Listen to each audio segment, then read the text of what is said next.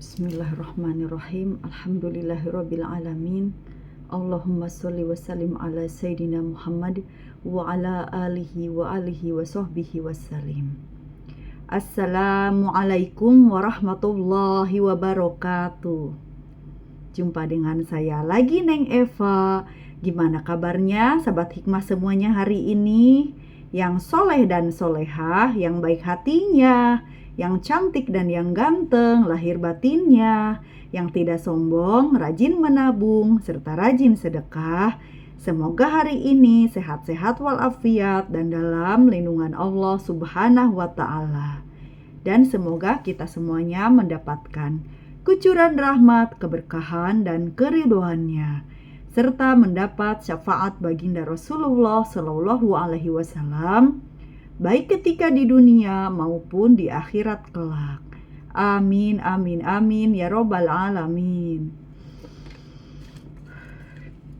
Baik sahabat hikmah semuanya, sebelumnya saya akan mengingatkan bahwa video ceramah YouTube ini dibuat untuk umum dan bagi siapa saja yang mau mengambil pelajaran, manfaat, serta hikmah di dalamnya, serta untuk pertumbuhan dan perkembangan jiwa kita setiap harinya. So, semangat terus belajar berbenah jiwa.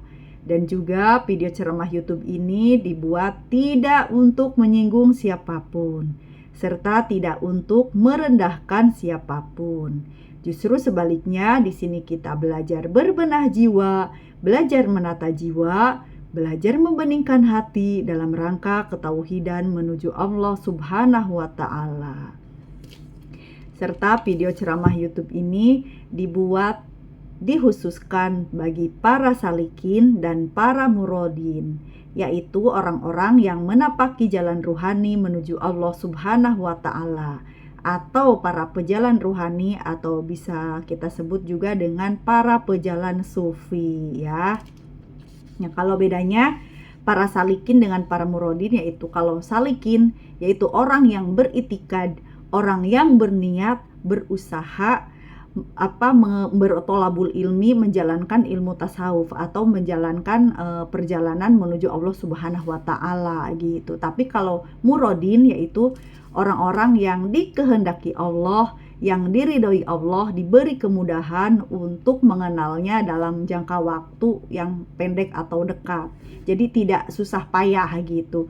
Kalau seorang salikin itu harus butuh perjuangan yang benar-benar tangguh, yang kokoh, yang istiqomah agar bisa mencapai ke hadiratnya. Tapi kalau misalkan para murodin ini Allah mudahkan, bedanya itu. Tetapi tetap secara syariat para salikinlah yang bagus karena punya itikad sendiri, punya niat sendiri gitu.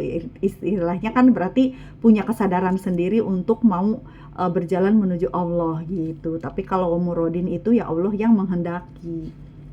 Nah, baik, kita lanjutkan lagi. Kemarin sudah membahas tentang kajian ke-68 ya. Masih tentang kitab Al-Hikam karangan Ibnu Athaillah Al-Iskandari. Dan kita lanjutkan lagi ke 69 kajiannya ya. Bismillahirrahmanirrahim. Awalu wajibin alal insani ma'rifatun ilahi biistiqoni. Dan yang pertama wajib bagi manusia adalah mengenal Tuhannya dengan yakin. Bismillahirrahmanirrahim. Dua macam hamba Allah, muqarrabin dan abror. Dua macam hamba Allah yaitu muqarrabin dan abror. Jangan kau pandang sebelah mata seorang hamba yang telah ditetapkan, dilanggengkan dan ditolong Allah dalam melaksanakan berbagai wirid hanya karena kau tidak melihat di dalam dirinya tanda orang-orang arif atau kegenitan kaum pecinta Tuhan. Sebab kalau tidak ada limpahan karunia dari Allah, tentu wirid dari orang itu tidak akan pernah ada. Saya ulangi ya. Jangan kau pandang sebelah mata seorang hamba yang telah ditetapkan, dilanggengkan, dan ditolong Allah dalam melaksanakan berbagai wirid hanya karena kau tidak melihat dalam dirinya tanda orang-orang arif atau kegenitan kaum pecinta Tuhan. Sebab kalau tidak ada limpahan karunia dari Allah, tentu wirid dari orang itu tidak akan pernah ada. Jadi belajar menghargai orang, belajar tawadu ya. Di sini kita belajar tawadu, selalu memandang orang lain itu lebih baik daripada diri kita. Tapi itu pemahaman atau ibadah batin kita saja, nggak perlu diucap-ucapan kepada orang lain gitu ya. Nah kemudian Syekh Abdullah Asy-Syarqawi Al-Khalwati, seorang Grand Syekh di University Al-Azhar Kairo, menambahkan penjelasan. Ditolong ialah dipalingkan dari kesibukan-kesibukan yang membuat hamba tersebut lupa melakukan wirid. Adapun makna dilanggengkan di sini adalah dibuat terus melaksanakan wirid itu sepanjang zaman. Ini adalah sifat para zahid dan abid. Nah, biasanya orang-orang zahid itu orang-orang yang zuhud, anti hubu dunia di dalam hatinya, dan juga seorang abid atau ahli ibadah. Nah, biasanya kan suka melanggengkan wirid. Begitupun juga di majelis-majelis thoriqoh, kita itu dituntut, diwajibkan untuk selalu wirid sekian ribu. Tentu setiap thoriqoh itu memiliki aturan yang berbeda-beda atau jumlah wiridan yang berbeda-beda.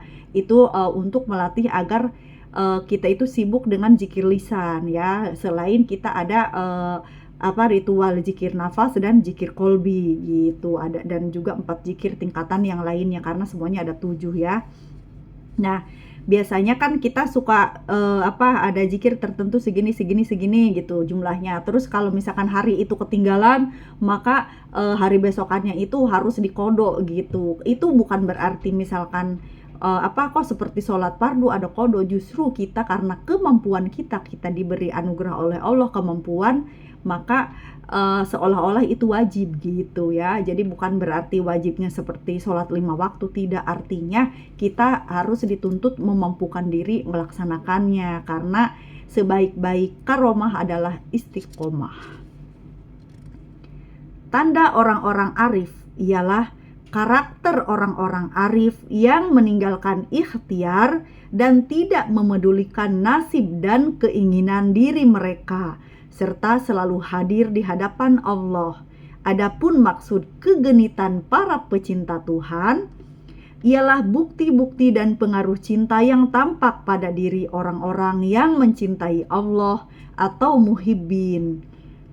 Jika sudah tertanam dalam hati, pengaruh cinta kepada Allah akan tampak pada seluruh anggota tubuh. Misalnya adalah dengan sering berzikir mengingatnya, segera melaksanakan perintahnya, dan mengabaikan selainnya. Ia selalu berusaha untuk melayaninya, di sini melayani Allah maksudnya ya, menikmati munajat kepadanya, dan lebih mengutamakannya daripada selainnya.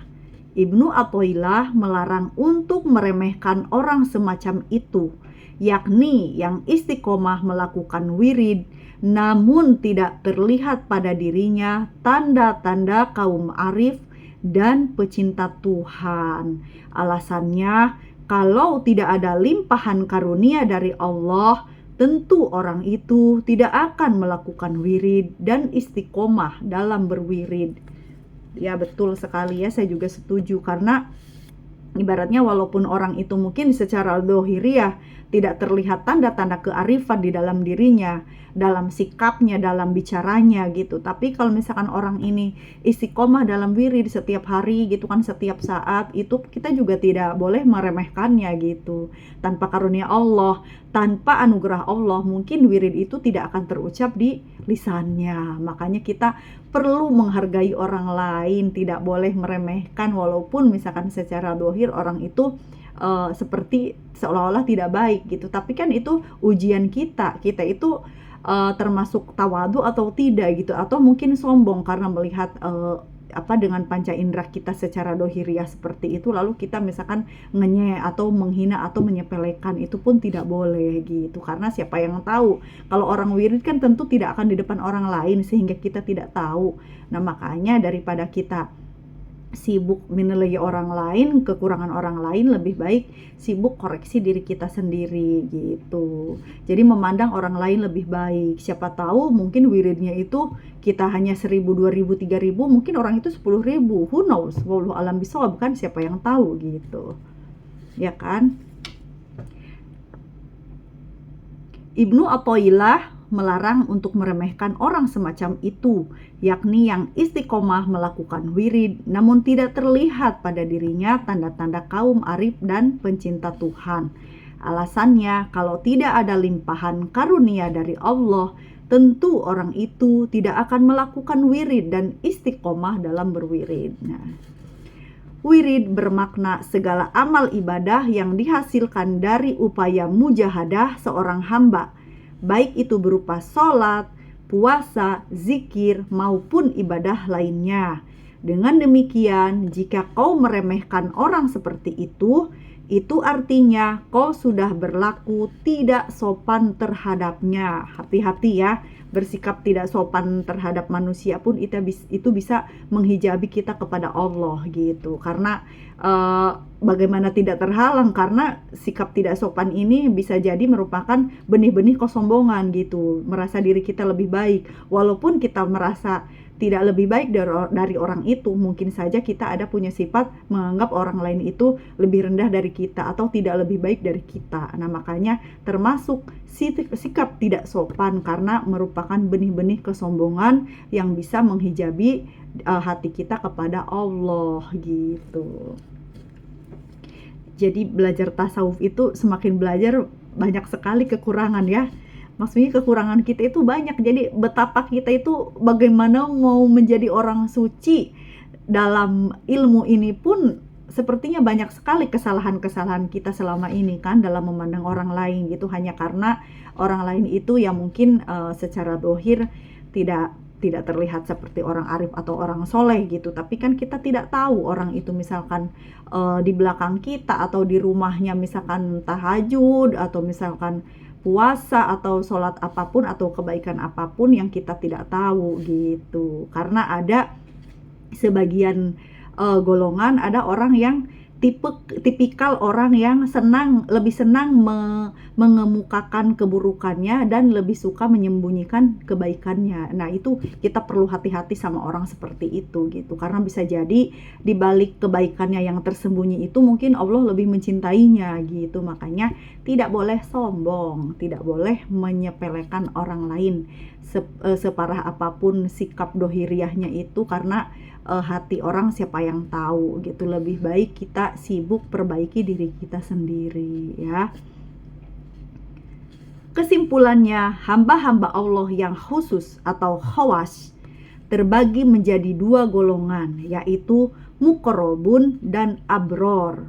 Muqarrabun adalah orang-orang yang tidak memedulikan nasib dan keinginan diri mereka, serta lebih mengedepankan pelaksanaan hak-hak Allah sebagai bentuk penghambaan ubudiyah kepadanya dalam rangka mencari ridhonya. Mereka adalah kaum arif sekaligus muhibin atau pecinta Allah. Sementara itu, abror ialah orang-orang yang dalam ibadah mereka masih memedulikan nasib dan keinginan sendiri. Mereka melaksanakan ibadah kepada Allah karena ingin mendapat surga dan selamat dari neraka.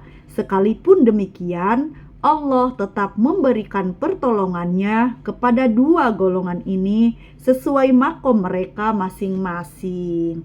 Jadi intinya, golongan apapun, entah itu orang muhibin atau muqarrabun ya, dengan orang abror ya, orang-orang yang baik gitu kan.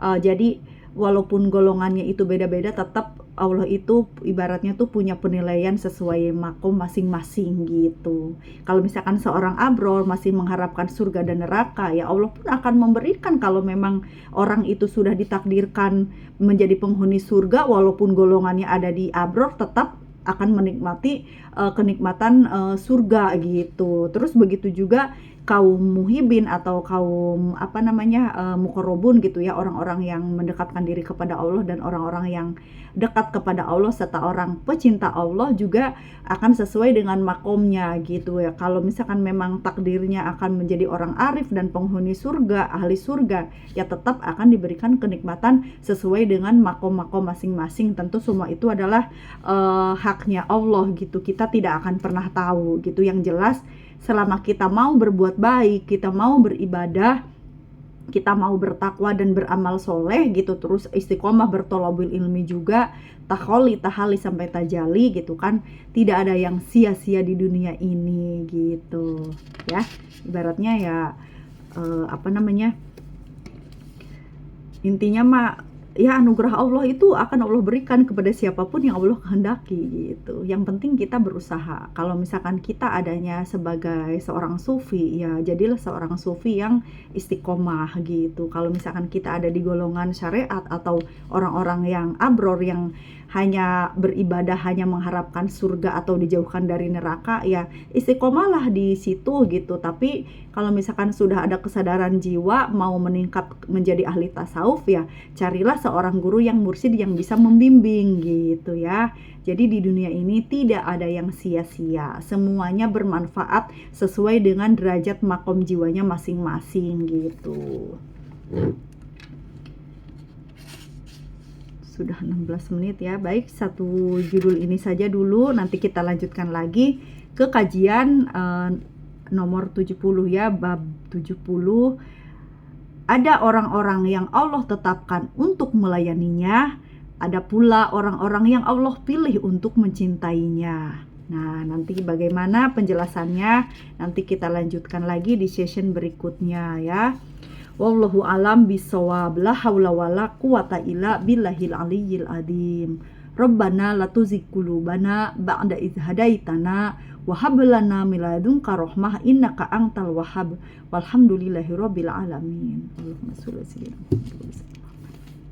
Saya mohon maaf kalau ada kekurangan dan kesalahan dalam menyampaikannya. Saya hanya manusia biasa yang belajar dan terus belajar. Ambil baiknya dan buang buruknya, dan semoga bermanfaat. Minal aidin wal faidin, mohon maaf lahir dan batin. Assalamualaikum warahmatullahi wabarakatuh. Orang baik pandai mengambil hikmah, sehat lahir dan batin is the best always. Syukran jazilan.